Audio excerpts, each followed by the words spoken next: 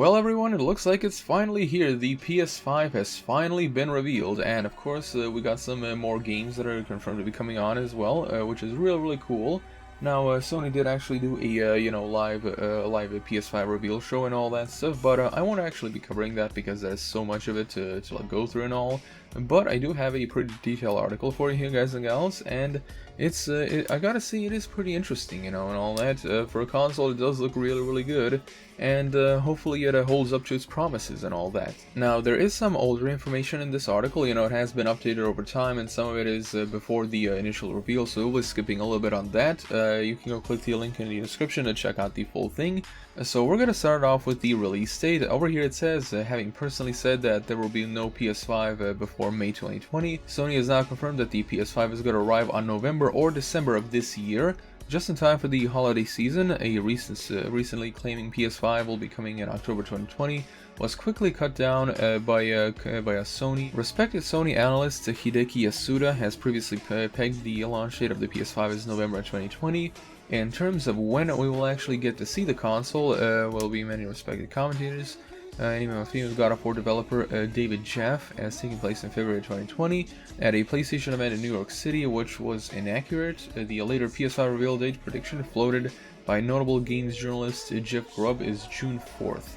So yeah, if this actually teaches you anything, it's basically take any rumor you hear with a grain of salt until you have official confirmation and all that. That's all I'm gonna say about it. When the console actually does release, I definitely will be, going to my local mall to try it out and all that. So over here we have a little section that talks about the price leaks, and it says the most recent leak for the PS5 comes from the Amazon UK, where a placeholder product listing for the 2TB PS3 showed it to cost £599. Well, we'll see about that. Before the price leak, the rumors were suggesting that the PS5 would cost $500 in the US and £500 in the UK. After that figure, they also respected analyst predictions of a $500 price point last year. It's still just a rumor though, and we've been honest for similar sources. The most powerful PS4 Pro, on the other hand, launched with a price tag of $350 to $400, matching the original PS4 on that score. Though we can get all kinds of bundle offers, discount various flavors of the PS4 console. Go back a bit further though, and gamers will no doubt remember the original Sony PS3 went on sale at a whopping $600 and an equally steep $425 in the UK, which was at times even more expensive than it sounds today. And to be very clear, the console did not sell well out of the gate, not at all. But it gets worse. The Danish retailer Fodex, Fodex, recently had the console listed for 6,989 Danish kroner, which is around $1,043. Jesus H. Christ, ladies and gentlemen, that is insane. That is one hell of a scam they try to pull, but yeah, it's really hilarious, I gotta say. So over here we have the official breakdown, and it says in the PS5 specs revealed below, first broadcast on March 20th, 2020, lead system architect Mark Kearney took to the stage and spoke about the console design. The end result was a thoroughly comprehensive breakdown on the PS5's innards. It was most likely geared towards developers. This meant no new footage, nor do we receive any new design information, not even short of a new console. However, the game creation possibilities of the tech Kearney said tongue wagging, breakdown PS5. Yeah, it was mostly for developers, and I gotta say the architecture does seem really good. Over here we have a section talking about the solid state drive, and it says the number one ask by developers with the PS5 was the solid state drive. Sony delivered, reducing dead time, such loading screens and corridor lever design. The zero is important to Sony's team. I don't know. 1 GB is roughly 20 seconds to load on a hard disk drive, according to Sony. That's why loadouts to the PS4 can be rough, while 2 GB can reportedly be loaded in 0.27 seconds on an SSD. This means there will be no loading screens. For proof, the PS4 Spider-Man game loaded at approximately 18 times faster on the PS5. The Sony PS5 is going to support external hard disk drives. Kearney also confirms that the Sony PS5 will support modular M2 SSDs, meaning people can increase their storage. The SSDs need to be fast, as the stock PS5 SSD don't work, so 5.5 GB a second. However, Sony says don't buy an M drive until the year later to ensure compatibility. Well, that's actually good of him to say and all. So honestly, this really isn't that much of a surprise to me because, of course, as we've seen, with other consoles like the Xbox 360 and the PS3, like modular modular hard drives have become the norm with these systems, But ultimately, it is pretty cool that they're actually gonna, have these, faster SSDs for like a minimal load times and all that stuff. The next one talks about the graphics and audio, and it says the GPUs are up next. The PS5 GPU needs to be backwards compatible with PS4 games, which you can do some awesome work on AMD. It's a custom RDNA 2 chip for AMD, which is optimized for performance. We have our own needs for PlayStation, says Kearney, and AMD helped us when it's working on the PS5. The PS5 custom chips has the logic and the feature set that the PS4 and PS4 Pro used, meaning that backwards compatibility is definitely in the new console. That's good. They tested up to 100 games played on the PS4 by playtime and ran perfectly on the PS5. Yes, that is very much great news.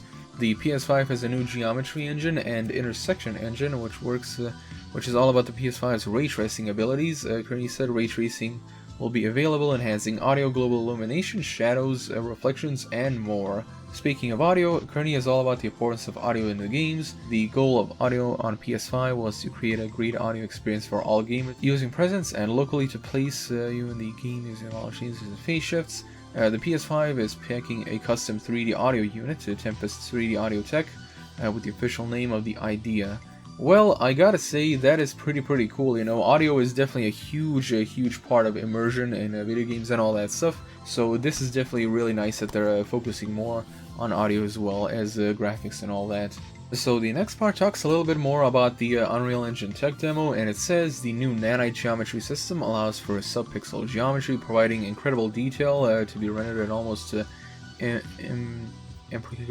whatever the hell, to the human eye, just like real life. Combined with the support up to 8K graphics, it's clear that the PS5 is going to look incredible, saying, quote, "We wanted to empower creators to create photorealistic scenes indistinguishable from reality." That's all well and good, I gotta say, like I said, this is gonna be great for developers and all that, especially with the new I forgot how it's called, but like with this new technique where you can actually take 3D images of real-life objects like rocks and all that stuff and render them in-game. The sub-zero pixel detail means fine detail is imperturbable, whatever the hell, until your avatar moves closer in real time, with the PS5's massive solid-state drive able to provide all that information straight away rather than loading it separately. The Lumen system, which is said to create accurate bounce lighting, also creates additional elements of realism. And of course the final part talks about the DualSense controller. Yes, everyone, after so long, after the year 2000, with the PS1, and finally 20 years later, the DualShock is going to be retired and replaced with the DualSense. So yeah, we're gonna see how that pans out. It says Sony unveiled the new DualSense controller in April, a curved ergonomic replacement of the classic DualShock design.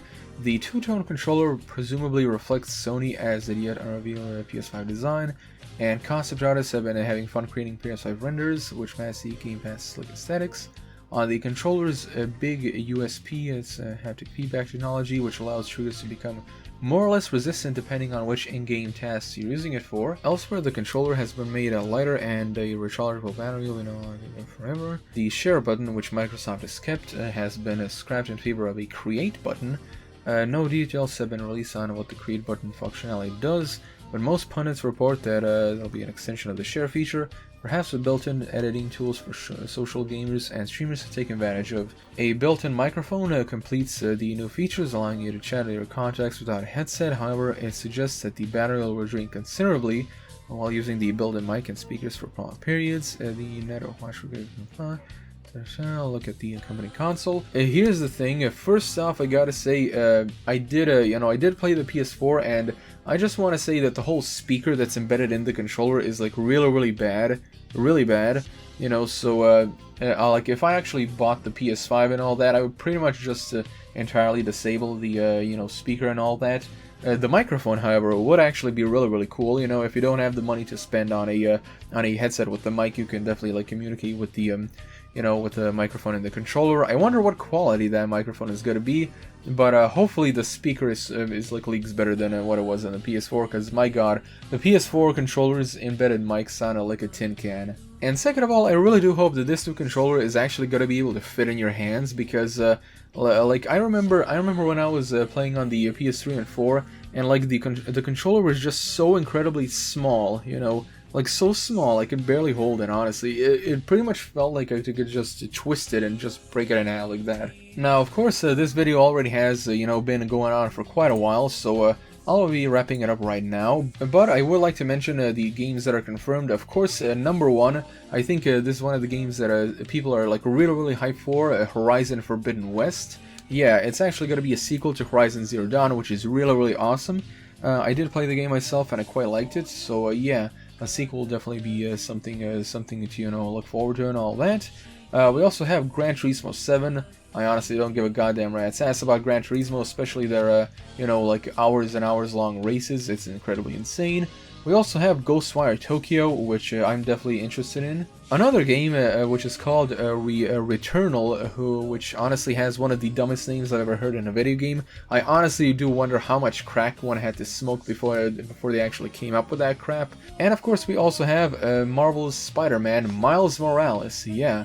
Ever since the movie Into the Spider-Verse, you know, people have been interested in, you know, Spider-Man games with all of these different characters, and we're finally getting one with Miles Morales. So yeah, another thing to look forward to, another thing to be excited for.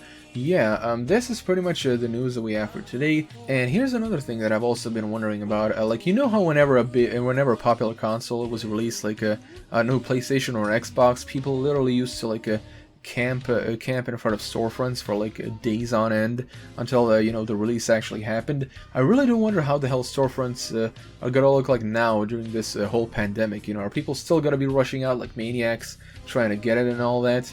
Are people still gonna be like trying to steal consoles from each other like they did on the launch of the PS2? I don't know, we're gonna have to wait and see. Anyway, everyone, thank you all so much for watching. Be sure to subscribe to the bell icon, and if you wish to support me in Rampage, link is in the description below. And as always, I'm Cyber Rampage, and I'll see you guys in the next video.